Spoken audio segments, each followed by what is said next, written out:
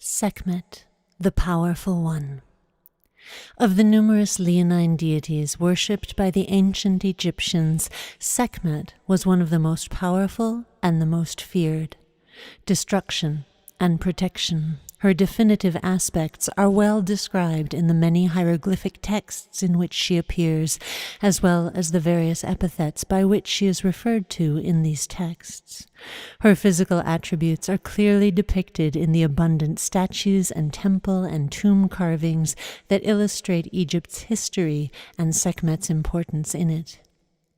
The name Sekhmet, the Powerful One, has its origins in the distant past before humans appeared. Her name refers to the manifestations of power diffused throughout the universe as defined at Zep Tepi, the first time, the moment that separated pre-existence from the ongoing, continuous process of cyclical time.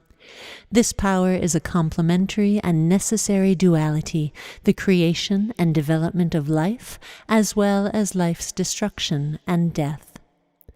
Although traditionally depicted as a goddess of war and destruction, Sekhmet, solar deity par excellence, as Lady of Ma'at, symbolizes the visible manifestation of the original cosmic order. In this aspect, she deploys all her warlike resources to maintain the universal harmony defined at the first time. When you encounter enemies in their bark, like those you have, you will prevail over the enemies of Re in the first time in this your name of Sekhmet. From an Edfu temple inscription. Sekhmet's epithets are descriptive terms referring to attributes of the leonine goddess that reflect a particular aspect of her essence and role. Listed below are a variety of appellations found on various monuments and in texts. Great of magic. Found at Karnak, Seti kneeling before Re. Lady of fear. At Karnak. Great of magic, Lady of the palace. At Medinet Habu, temple of Ramses III. The great, beloved of Ptah. At the mortuary temple of Ramses III at Medinet Habu. Good of uniting. At the Berlin Museum, statue by Amenhotep III. Eye of Re, great of flame, protector around who created her. From the temple at Edfu. Who is upon the head of her lord. From the temple at Edfu. Lady of the massacre. From the temple of Edfu. Eater of blood. From the temple of Edfu. Lady of flame. From the temple of Edfu. Lady of the Uraeus. From the temple of Edfu. Lady of Ma'at. From the temple of Edfu. As Robert Masters has said, Sekhmet is a goddess of 1,000 names. These are only a small sample of the epithets concerning this most powerful goddess. Sekhmet is typically presented as a woman with the head of a lioness. Her mane resembles a tripartite wig extending in front to her breasts, which usually have rosettes surrounding the nipples. Seated, she holds the Ankh, symbol of life, in her left hand, and occasionally the Was scepter, denoting power and dominion, in her right. Standing, she holds the Ankh in her right hand, and most often the Was scepter in her left. She is often attired in a red dress. The sun disk is above her head, symbolizing her aspect as a solar deity. The Uraeus, the hooded cobra, eye of Re, spitting fire and venom at his enemies, is on her brow.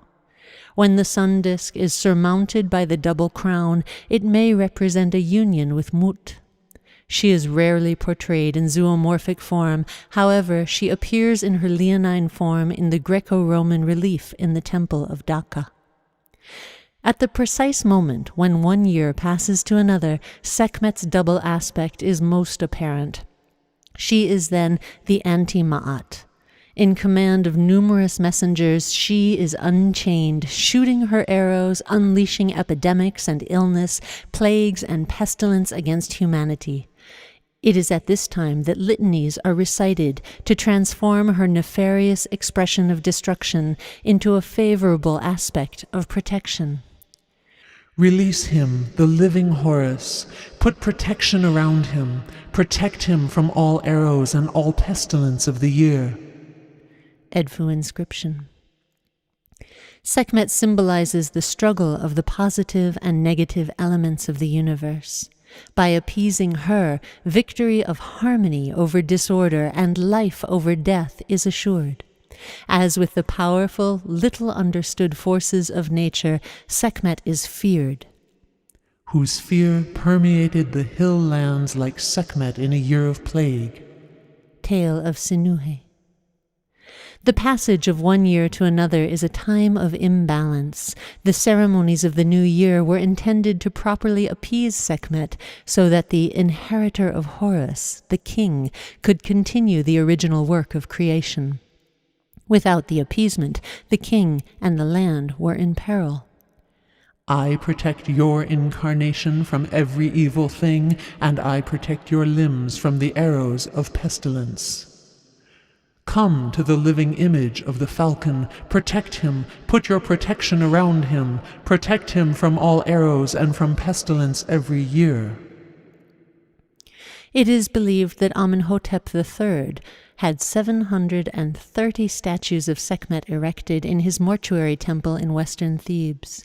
It is thought that there was one seated and one standing Sekhmet for each day of the year, possibly to soothe her or to invoke her protection at the most unstable times of the day, sunrise and sunset. As Stephen Quirk eloquently states, the incantations to appease the furious goddess Sekhmet at the end of the year became the greatest litany ever sung, a chorus of perhaps 730 images of the goddess. As the Eye of Re, Sekhmet is designated as a solar goddess. She protects the sun, therefore protecting the order of the first time. The Eye, a feminine word in ancient Egyptian, is also identified with Tefnut, Hathor, and Mut, syncretized with Sekhmet. United with Mut. From a statue of Amenemhat and Sekhmet from a temple constructed by Amenemhat to Sekhmet Hathor at Kom el-Hizm. O Sekhmet, Eye of Re, great of flame, lady of terror who surrounds her creator. From the temple of Edfu.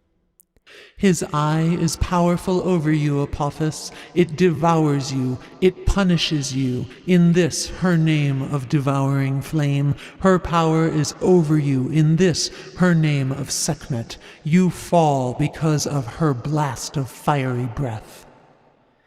The king was the ultimate beneficiary of the creations of Atum, father of the gods, the primordial mound from which all life emerged.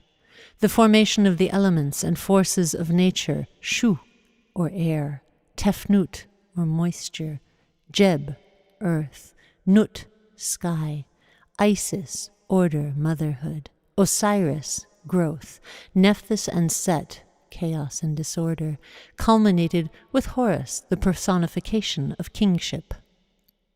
As the sun, Re, manifested his dominion over all nature, so the king, the living Horus, the son of the sun, officiated over the earth. And as Re required the protection of his eye, Sekhmet, so did the king. To assure this protection, the king took as one of his epithets the name Son of Sekhmet. One of the first instances of the depiction of this appellation is from a 5th dynasty king, Niuserre, suckling from Sekhmet's breast. Look at the fierce-looking lion, son of Sekhmet, offering the temple vase to his mother, Sekhmet. In the hymn, The Destruction of Mankind, Re sends forth his eye with the burning solar rays in the name of Hathor to destroy the rebellious humans who have fled to the desert. To the ancient Egyptians, words had creative power, and by Re proclaiming the goddess to be powerful, Hathor could henceforth manifest as the fearful aspect of the sun's rays in the form of rageful Sekhmet. The sun's rays gave life, but could also sear life away. Then this goddess said, "You live because of me. I have power over the people. It is sweet upon my heart." While the hot desert winds were likened to her fiery breath, Sekhmet was also associated with the wadis, seasonal pools of water near the desert's edge. Lions were most frequently seen at these watering holes, and this iconography was brought into the temples as the Isheru, the sacred lakes that were associated with lioness goddesses. The tale of the distant goddess describes how, in a rage, Sekhmet leaves Egypt and travels south to Nubia. She remains there until appeased and coaxed into returning, stopping to rest in Mut's temple in Karnak. The eye's distant journey could be a metaphor for the sun's passage southward in winter and return in spring. Her Majesty, the Eye of Re, has returned as the beneficent Ujjat Eye, uniting the lands together with the divine Ka. She has rested and stopped in Asheru in this her form of Sekhmet, mistress of the two lands. Sekhmet was Lady of the Messengers of Death, but as forcefully as she could loose her arrows of plague and pestilence throughout the two lands, with precisely accurate litanies she could be persuaded to remove them. These rites were the domain of the priests of Sekhmet.